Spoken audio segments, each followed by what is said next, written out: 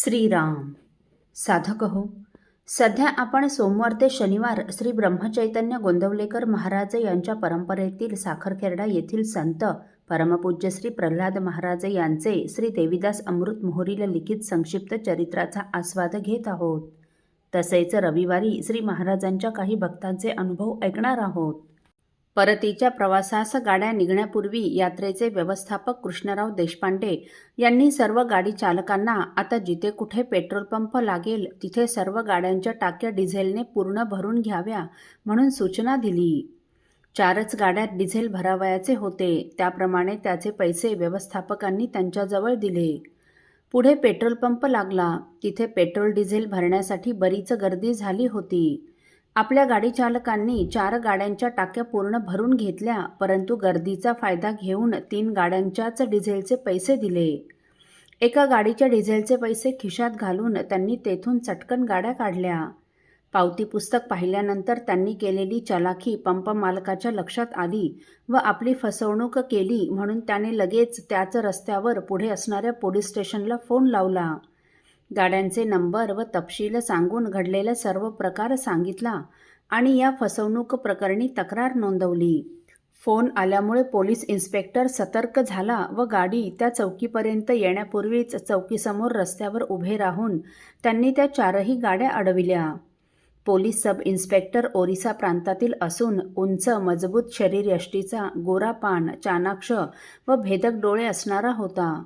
कोणताही गुन्हेगार त्याच्याकडे पाहून खोटे बोलू शकणार नाही असेच त्याचे व्यक्तिमत्व व रुबाब होता. त्याला त्याची स्थानिक भाषा व केवळ इंग्रजीच येत असावी, कारण तो सर्व प्रश्न केवळ इंग्रजीतूनच विचारित होता. हिंदी देखील त्याला धड कळत नव्हती, तेव्हा मराठी समजण्याचा प्रश्नच नव्हता.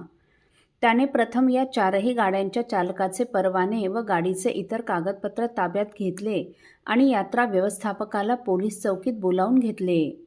यात्रेचे व्यवस्थापक कृष्णराव देशपांडे पोलीस चौकीत आल्यावर इंग्रजी भाषेतूनच त्यांची प्राथमिक चौकशी करून त्यांनी केलेला गुन्हा म्हणजे 4 गाड्यात डिझेल भरून 3 गाड्यांच्याच डिझेलचे पैसे दिल्याचे सांगितले.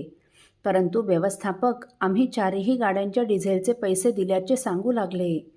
गाडी चालकांनी केलेली बदमाशी व्यवस्थापकाला माहीत नव्हती. ही चौकशी चालू असतानाच पंप मालक पावती घेऊन चौकीत हजर झाला व त्याने 3 गाड्यांच्याच डिझेलचे पैसे दिल्याच्या पावती पुस्तकातील पावत्या इन्स्पेक्टरला दाखवल्या. तेव्हा त्या पावत्या पाहून त्या पोलीस अधिकाऱ्याने पातुरकरांना विचारले, महाशय, आपण किती गाड्यात डिझेल भरले? पातुरकरांनी 4 गाड्यात भरल्याचे सांगितले. तेव्हा पोलीस अधिकारी संतापून व डोळे वटारून म्हणाला, आपण 4 गाड्यात पेट्रोल भरले, परंतु पैसे मात्र 3चेच दिले ना?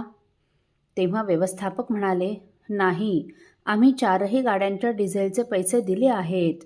हा पंप मालक खोटं बोलतो आहे. तेव्हा पंप मालक त्या 3 पावत्या पातुरकरांना दाखवीत म्हणाला, हे पहा, 3च गाड्याच्या डिझेलचे पैसे दिले आहेत. 4थी पावती कुठे आहे? तेव्हा तो पोलीस अधिकारी पातुरकर यांना म्हणाला, आता कोण खोटं बोलतो, तो पंप मालक की तुम्ही? आणि 4ही गाड्यांच्या डिझेलचे पैसे दिले तर त्याच्या पावत्या दाखवा. व्यवस्थापक त्यांना 4 पावत्या दाखवू शकले नाही. तेव्हा आपल्या बस चालकांनी केलेली बदमाशी त्यांच्या लक्षात आली. तेव्हा आता अधिक वाद घालण्यात अर्थ नाही. त्यापेक्षा त्या अधिकाऱ्याचे तोंड बंद केलेले बरे असे वाटून त्यांनी एक 100 रुपयाची नोट काढून हे प्रकरण येथेच मिटवून घेण्यास त्या पोलीस अधिकाऱ्याला खुणावलं.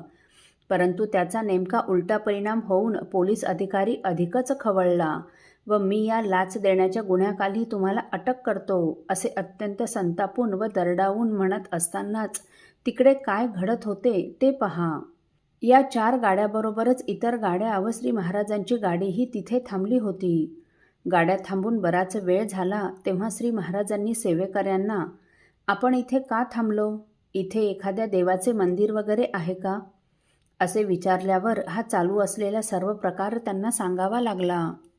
असो, साधक हो, बद्रीनारायण यात्रेच्या परतीच्या प्रवासास गाडी चालकाकडून झालेल्या चुकीमुळे ती गोष्ट पोलीस चौकीपर्यंत गेली. तिथे दगडालाही पाझर फोडणाऱ्या परमपूज्य श्री प्रल्हाद महाराजांच्या अंगी असलेल्या दैवी सामर्थ्याचा प्रत्यय साक्षात्कार तेथील सर्व उपस्थितांना घडला. तो प्रसंग आपण पुढील भागात ऐकणार आहोत. श्रीराम समर्थ. आपल्यातील कोणा श्रींच्या भक्तांना श्रींचे काही अनुभव आले असतील तर कृपया आपण मला ते 9422843253 अथवा सुनील दादांच्या 9892608401 या व्हॉट्सअप नंबरवर कळवावेत अशी नम्र विनंती. श्रीराम समर्थ.